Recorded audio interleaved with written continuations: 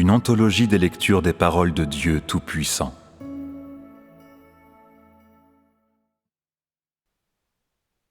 Seuls ceux qui sont perfectionnés peuvent mener une vie riche de sens.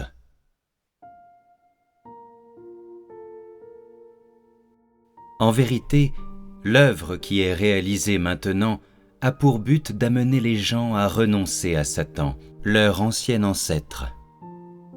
Tous les jugements rendus par la parole visent à exposer le tempérament corrompu de l'humanité et à permettre aux gens de comprendre l'essence de la vie. Ces jugements répétés transpercent le cœur des hommes. Chaque jugement a un rapport direct avec leur destin et vise à blesser leur cœur afin qu'ils puissent abandonner toutes ces choses et de ce fait en arriver à connaître la vie, connaître ce monde souillé, connaître la sagesse et la toute-puissance de Dieu et aussi connaître l'humanité corrompue par Satan. Plus l'homme reçoit ce genre de châtiment et de jugement, plus son cœur peut être blessé et plus son esprit peut se réveiller. Ce type de jugement vise à réveiller l'esprit de ce genre de personnes extrêmement corrompues et sérieusement dupées. L'homme n'a pas d'esprit, c'est-à-dire que son esprit est mort il y a longtemps, et il ne sait pas que le ciel existe, ne sait pas qu'il y a un Dieu, et ne sait certainement pas qu'il lutte dans l'abîme de la mort. Comment pourrait-il savoir qu'il vit sur terre dans cet enfer diabolique ? Comment pourrait-il savoir que ce corps putride qui est le sien, par la corruption de Satan, est tombé dans l'Hadès?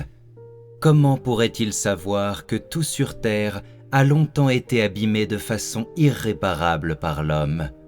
Et comment pourrait-il savoir que le Créateur est venu sur terre aujourd'hui et est à la recherche d'un groupe de personnes corrompues qu'il peut sauver? Même après que l'homme a subi toutes sortes d'épurements et de jugements possibles, sa conscience endormie s'émeut à peine et demeure en fait pratiquement insensible. L'humanité est si dégénérée. Bien que ce genre de jugement soit comme la grêle cruelle qui tombe du ciel, il est d'un grand bénéfice pour l'homme. Sans ce jugement, il n'y aurait aucun résultat et il serait absolument impossible de sauver les gens de l'abîme de la misère. Sans cette œuvre, il serait très difficile pour les gens de sortir de l'Hadès, parce que leur cœur s'est arrêté de battre depuis longtemps et leur esprit est piétiné par Satan depuis longtemps. Vous sauver, vous qui avez sombré dans les plus grandes profondeurs de la dégénérescence, nécessite qu'on vous appelle vigoureusement, qu'on vous juge vigoureusement, et ce n'est qu'à ce moment-là que votre cœur endurci pourra se réveiller. Votre chair, vos désirs extravagants, votre cupidité et votre luxure sont trop profondément enracinés en vous. Ces choses contrôlent votre cœur de façon si constante que vous êtes incapable de vous libérer du joug de ces pensées féodales et dégénérées. Vous n'aspirez ni à changer votre situation actuelle, ni à échapper à l'influence des ténèbres. Vous êtes tout simplement liés par ces choses. Même si vous savez tous que cette vie est si douloureuse et ce monde des hommes si sombre, absolument aucun d'entre vous n'a pourtant le courage de changer sa vie. Vous n'avez qu'une envie, c'est de fuir les réalités de cette vie, d'acquérir la transcendance de l'âme et de vivre dans un environnement paisible, heureux et qui ressemble au paradis. Vous n'êtes pas disposé à endurer des difficultés pour changer votre vie actuelle. Vous n'êtes pas prêt non plus à rechercher, par ce jugement et ce châtiment, la vie dans laquelle vous devriez entrer. Au contraire, vous faites des rêves entièrement irréalistes au sujet de ce monde merveilleux au-delà de la chair. La vie dont vous rêvez est celle à laquelle vous pouvez accéder sans effort, sans subir une quelconque douleur. C'est totalement irréaliste, car votre souhait n'est pas de mener une vie riche de sens dans la chair et d'acquérir la vérité tout au long de la vie, c'est-à-dire de vivre pour la vérité et de défendre la justice. Ce n'est pas ce que vous qualifieriez de vie rayonnante et éblouissante. Vous avez le sentiment que ce ne serait pas une vie prestigieuse ou riche de sens. Selon vous, vivre une telle vie semblerait une injustice. Même si vous acceptez ce châtiment aujourd'hui, il n'en demeure pas moins que vous ne cherchez pas à obtenir la vérité ou à vivre la vérité dans le présent, mais plutôt à être en mesure de mener, plus tard, une vie heureuse au-delà de la chair. Vous ne cherchez pas la vérité, vous ne défendez pas non plus la vérité, et vous ne vivez certainement pas pour la vérité. Vous ne cherchez pas l'entrée aujourd'hui, mais vous pensez plutôt à l'avenir et à ce qui pourrait advenir. Vous regardez le ciel bleu, versez des larmes d'amertume et espérez être emmené au ciel un jour. Ne savez-vous pas que votre façon de penser est déjà déconnectée de la réalité? Tu continues de croire que le Sauveur de bonté et de compassion infinie viendra certainement un jour te prendre avec lui, toi qui as enduré des difficultés et des souffrances dans ce monde, et qu'il va certainement vouloir te venger, toi qui as été victimisé et opprimé. N'es-tu pas rempli de péché? Es-tu la seule personne qui a souffert dans ce monde? Tu es tombé dans le domaine de Satan toi-même et tu as souffert. Dieu doit-il vraiment toujours te venger? Ceux qui sont incapables de satisfaire les exigences de Dieu ne sont-ils pas tous des ennemis de Dieu? Ceux qui ne croient pas en Dieu incarné ne sont-ils pas des antéchrists? À quoi servent tes bonnes actions? Peuvent-elles remplacer un cœur qui adore Dieu? Tu ne peux pas recevoir la bénédiction de Dieu en faisant simplement quelques bonnes actions, et Dieu ne vengera pas les torts qui t'ont été causés simplement parce que tu as été victimisé et opprimé. Ceux qui croient en Dieu et pourtant ne connaissent pas Dieu, mais qui font de bonnes actions, ne sont-ils pas aussi tous châtiés? Tu crois simplement en Dieu, tu veux simplement que Dieu répare et venge les torts que tu as subis, et tu veux que Dieu te donne ta chance de pouvoir finalement garder la tête haute.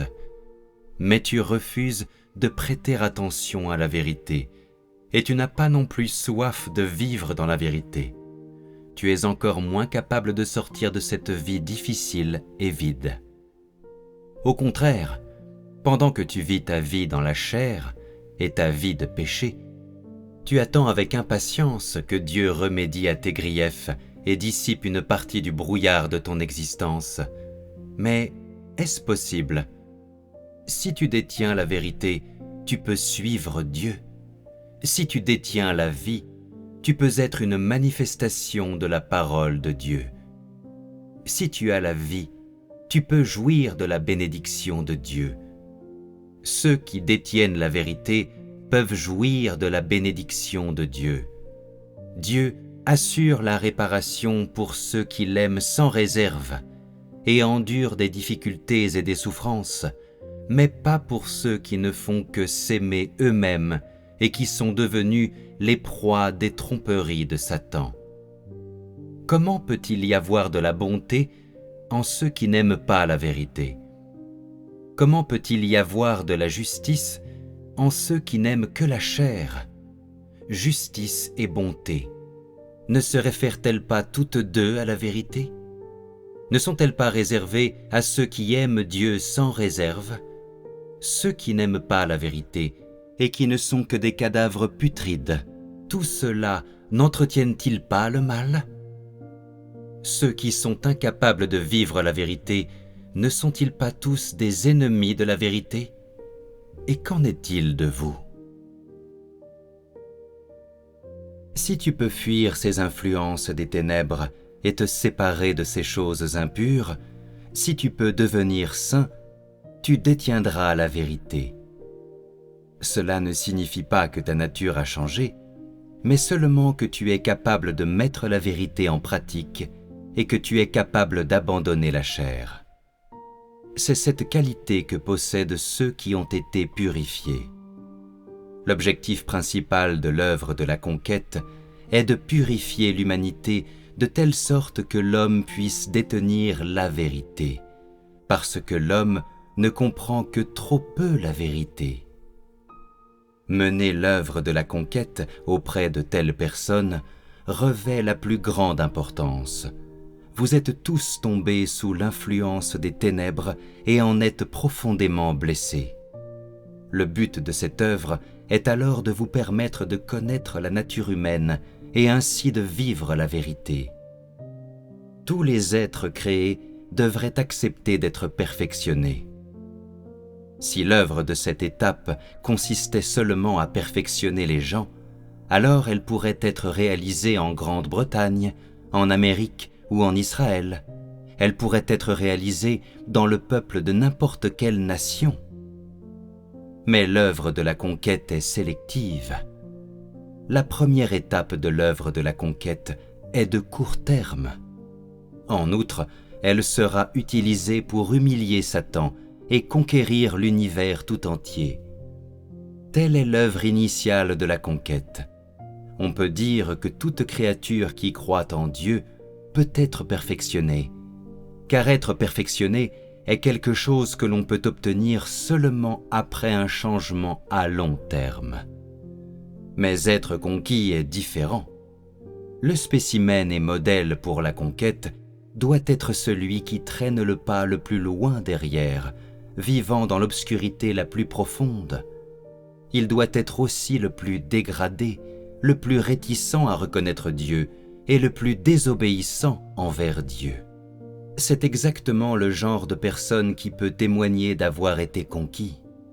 L'objectif principal de l'œuvre de la conquête est de vaincre Satan, alors que l'objectif principal dans le perfectionnement des gens, c'est de gagner les gens. C'est de permettre aux gens de témoigner, après avoir été conquis, que cette œuvre de la conquête a été réalisée ici, chez des gens comme vous. Le but est d'avoir des gens qui rendent témoignage après avoir été conquis. Ces personnes conquises seront utilisées pour atteindre l'objectif visant à humilier Satan. Alors, quelle est la principale méthode de conquête?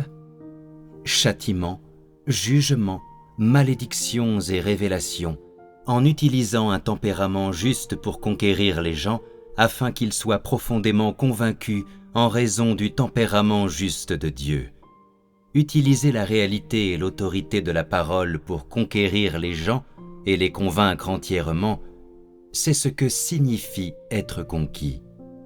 Ceux qui ont été perfectionnés ne sont pas seulement capables de parvenir à l'obéissance après avoir été conquis, mais ils sont également en mesure d'avoir connaissance de l'œuvre du jugement, de changer leur tempérament et de connaître Dieu. Ils font l'expérience de la voie de l'amour de Dieu et sont remplis de la vérité. Ils apprennent à faire l'expérience de l'œuvre de Dieu, sont capables de souffrir pour Dieu et ont leur propre volonté. Ceux qui sont perfectionnés ont une compréhension réelle de la vérité grâce à leur expérience de la parole de Dieu.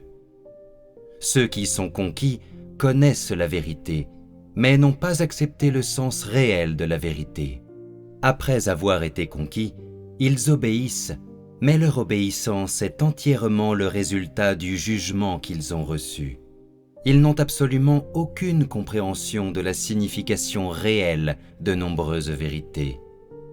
Ils reconnaissent la vérité verbalement, mais ils ne sont pas entrés dans la vérité. Ils comprennent la vérité, mais ils n'ont pas fait l'expérience de la vérité. L'œuvre réalisée en ceux qui sont rendus parfaits comprend les châtiments et les jugements, ainsi que le soutien de la vie. Une personne qui valorise l'entrée dans la vérité est une personne à perfectionner. La différence entre ceux qui doivent être rendus parfaits et ceux qui sont conquis réside dans leur entrée ou non dans la vérité. Ceux qui comprennent la vérité, qui sont entrés dans la vérité et qui vivent la vérité sont rendus parfaits. Ceux qui ne comprennent pas la vérité n'entrent pas dans la vérité, c'est-à-dire ceux qui ne vivent pas la vérité sont des gens qui ne peuvent pas être perfectionnés. Si des gens de ce type sont maintenant capables d'obéir complètement, alors ils sont conquis. Si ceux qui sont conquis ne cherchent pas la vérité, s'ils suivent mais ne vivent pas la vérité, s'ils perçoivent et entendent parler de la vérité, mais ne valorisent pas le fait de vivre la vérité, ils ne peuvent pas être perfectionnés. Les gens qui sont à perfectionner pratiquent la vérité sur le chemin de la perfection, selon les exigences de Dieu. Ainsi, ils accomplissent la volonté de Dieu et ils sont perfectionnés. Quiconque suit l'œuvre de la conquête jusqu'à la fin, avant qu'elle ne soit terminée, est une personne conquise, mais elle ne peut pas être considérée comme perfectionnée. Ceux qui sont perfectionnés désignent les hommes qui sont en mesure de poursuivre la vérité et d'être gagnés par Dieu une fois l'œuvre de la conquête achevée. Cela désigne ceux qui, au terme de l'œuvre de la conquête, restent fermes dans la tribulation et vivent la vérité. Ce qui distingue le fait d'être conquis du fait d'être perfectionné, ce sont les différences dans les étapes de l'œuvre et les différences dans le degré suivant lequel les gens comprennent la vérité et y entrent. Tous ceux qui ne sont pas engagés dans la voie de la perfection, c'est-à-dire ceux qui ne possèdent pas la vérité, seront finalement toujours éliminés. Seuls ceux qui possèdent la vérité et qui vivent la vérité peuvent être complètement gagnés par Dieu. Autrement dit, ceux qui vivent à l'image de Pierre sont perfectionnés, tandis que tous les autres sont conquis. L'œuvre réalisée sur tous ceux qui sont conquis consiste en des malédictions, des châtiments et la manifestation de la colère, et ce qui leur revient, c'est la justice et les malédictions. Travailler en une telle personne, c'est révéler sans cérémonie ni politesse, révéler le tempérament corrompu en elle, afin qu'elle le reconnaisse elle-même et en soit pleinement convaincue. Une fois que l'homme devient complètement obéissant, l'œuvre de la conquête prend fin.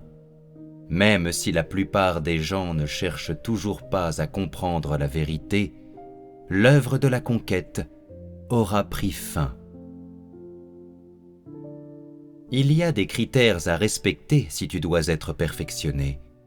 Grâce à ta détermination, ta persévérance, ta conscience et ta quête, tu seras en mesure de faire l'expérience de la vie et de satisfaire la volonté de Dieu. C'est là ton entrée et ce qui est exigé sur le chemin du perfectionnement. L'œuvre du perfectionnement peut être réalisée sur tout le monde. Quiconque poursuit Dieu peut être perfectionné et a la possibilité et les capacités d'être perfectionné. Ici, il n'y a pas de règle fixe. Ce que l'on poursuit détermine si l'on peut être perfectionné ou non. Les gens qui aiment la vérité et sont capables de vivre la vérité sont certainement en mesure d'être perfectionnés. Les gens qui n'aiment pas la vérité ne sont pas loués par Dieu. Ils n'ont pas la vie que Dieu exige et ils ne peuvent pas être perfectionnés. L'œuvre du perfectionnement ne vise qu'à faire gagner les gens et ne fait pas partie de l'œuvre du combat contre Satan. L'œuvre de la conquête ne vise qu'à combattre Satan, ce qui signifie utiliser la conquête de l'homme pour vaincre Satan. L'œuvre de la conquête est l'œuvre principale, la toute dernière œuvre qui ait jamais été réalisée de tous les temps.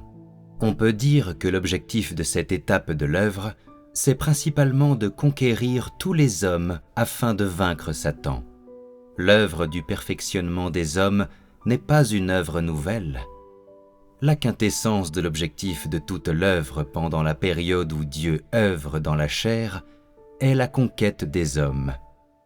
C'est comme au temps de l'ère de la grâce, quand la rédemption de toute l'humanité à travers la crucifixion constituait l'œuvre principale. Gagner les hommes venait en complément de l'œuvre dans la chair et n'était réalisé qu'après la crucifixion.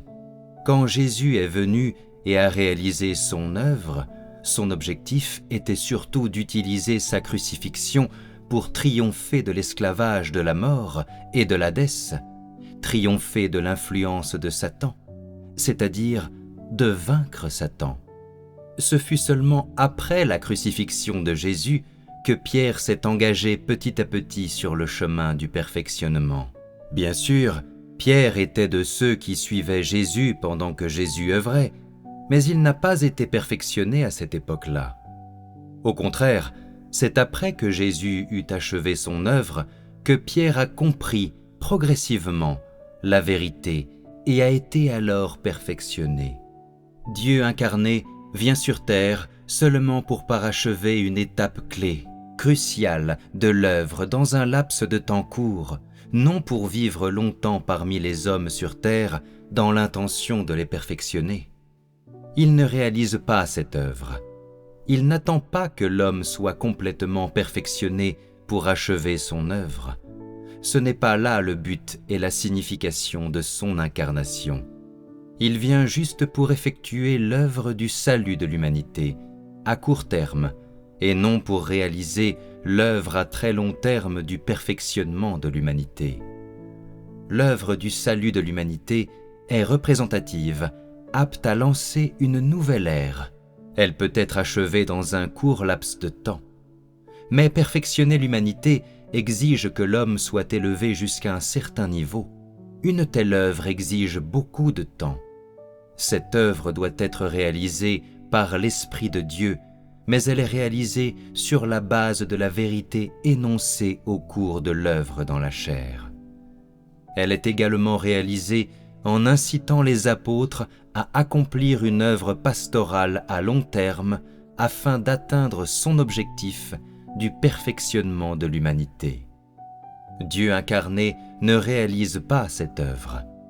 Il ne parle que de la voie de la vie afin que les gens comprennent, et il ne fait que donner la vérité à l'humanité plutôt que d'accompagner continuellement l'homme dans la pratique de la vérité, parce que cela ne relève pas de son ministère. Ainsi, il ne va pas accompagner l'homme jusqu'au jour où l'homme comprendra complètement la vérité et obtiendra complètement la vérité. Son œuvre dans la chair s'achève lorsque l'homme entre formellement dans le droit chemin de la croyance en Dieu, lorsque l'homme s'engage dans le droit chemin, le conduisant à être rendu parfait, et aussi, bien entendu, lorsqu'il aura complètement vaincu Satan et triomphé du monde. Il ne se soucie pas de l'entrée ou non de l'homme dans la vérité à ce moment-là, et il ne se soucie pas non plus de la vie de l'homme, à savoir si elle est merveilleuse ou minuscule. Rien de cela ne relève de ce qu'il devrait gérer en étant de chair. Rien de cela ne relève du ministère de Dieu incarné. Une fois qu'il terminera l'œuvre qu'il a prévue, son œuvre dans la chair s'achèvera aussi. Donc, l'œuvre que le Dieu incarné accomplit est uniquement l'œuvre que l'Esprit de Dieu ne peut pas accomplir directement. En outre, c'est l'œuvre du salut à court terme, et non pas une œuvre qu'il accomplira à long terme sur terre. Augmenter votre calibre ne relève pas de mon œuvre. Je vous demande de le faire seulement parce que votre calibre est trop faible. En vérité, cela ne fait pas partie de l'œuvre du perfectionnement. Au contraire, c'est une œuvre supplémentaire réalisée en vous. L'œuvre qui s'accomplit en vous aujourd'hui est faite en fonction de ce dont vous avez besoin. Elle est individualisée. Elle n'est pas un chemin sur lequel doivent entrer tous ceux qui sont rendus parfaits. Parce que votre calibre est inférieur à tous ceux qui ont été rendus parfaits dans le passé, lorsque cette œuvre est faite en vous, il y a trop d'obstacles. Je suis ici parmi vous pour faire cette œuvre supplémentaire parce que les cibles de perfection sont différentes. Essentiellement, quand Dieu vient sur terre, il reste à l'intérieur de sa propre autorité et accomplit son œuvre, ne se souciant guère d'autres affaires sans rapport. Il ne s'implique pas dans les affaires familiales, ni ne prend part à la vie des gens. Il est tout à fait indifférent à ces futilités. Elles ne font pas partie de son ministère. Mais votre calibre est tellement plus bas que ce que j'ai exigé. De fait, il n'y a absolument aucune comparaison, qu'il impose d'énormes obstacles à l'œuvre à accomplir. De plus, cette œuvre doit être réalisée parmi les Chinois. Vous êtes si insuffisamment instruits que je n'ai pas d'autre choix que de le mentionner et de vous demander de vous instruire. Je vous ai dit que c'est une œuvre supplémentaire, mais c'est aussi quelque chose que vous devez obtenir, quelque chose qui vous aidera à être perfectionné. En vérité, vous devriez naturellement posséder une éducation, des connaissances de base sur votre propre conduite et des connaissances de base sur la vie. Je ne devrais pas avoir à vous parler de ces choses, mais puisque vous ne disposez pas de ces choses, je n'ai pas d'autre choix que de vous les inculquer après votre naissance dans le monde. Même si vous avez plusieurs notions à mon sujet, je continue d'exiger ceci de votre part. Je continue d'exiger que vous éleviez votre calibre. Je n'ai pas l'intention de venir faire cette œuvre, parce que mon œuvre consiste simplement à vous conquérir, simplement à obtenir votre entière conviction en vous jugeant, indiquant ainsi la voie de la vie dans laquelle vous devez entrer. En d'autres termes, votre niveau d'instruction et votre connaissance de la vie n'auraient absolument rien à voir avec moi, si ce n'était le fait que je doive vous conquérir avec ma parole. Tout cela vient en sus pour garantir des résultats dans l'œuvre de la conquête et pour parvenir à votre perfection ultérieure. Ce n'est pas une étape de l'œuvre de la conquête. Parce que vous êtes de faible calibre et que vous êtes paresseux et négligents, stupides et lents d'esprit, stupides et idiots, parce que vous êtes excessivement anormaux, je vous demande tout d'abord d'élever votre calibre. Quiconque veut être perfectionné doit remplir certains critères. Pour être perfectionné, il faut avoir un esprit clair et sobre, et être prêt à mener une vie riche de sens. Si tu es quelqu'un qui ne veut pas mener une vie vide, quelqu'un qui recherche la vérité, quelqu'un qui est sérieux en tout ce qu'il fait, et quelqu'un d'une humanité exceptionnellement normale, alors tu réponds aux conditions pour être rendu parfait. Cette œuvre réalisée parmi vous s'accomplit en vous suivant l'œuvre qui doit être réalisée. Après la conquête de ces gens, un groupe de personnes sera rendu parfait. Par conséquent, une grande partie de l'œuvre actuelle est également en préparation dans le but de vous perfectionner, car nombreux sont ceux qui, assoiffés de vérité, peuvent être perfectionnés. Si l'œuvre de la conquête était réalisée en vous et que, par la suite, aucune autre œuvre n'était faite, alors certains qui aspirent à la vérité ne pourraient pas l'acquérir, n'est-ce pas? L'œuvre actuelle a pour ambition d'ouvrir une voie pour perfectionner les gens plus tard. Bien que mon œuvre ne soit que l'œuvre de la conquête, la voie de la vie dont je parle est néanmoins une préparation pour perfectionner les gens plus tard. L'œuvre qui vient après la conquête se focalise sur le perfectionnement des gens, et la conquête est faite afin de jeter les bases pour l'œuvre du perfectionnement. L'homme ne peut être perfectionné qu'après avoir été conquis. En ce moment, la tâche principale est de conquérir. Plus tard, ceux qui cherchent la vérité et y aspirent seront perfectionnés. Être perfectionné nécessite que les individus présentent des aspects positifs à l'entrée. Est-ce que tu as un cœur qui aime Dieu?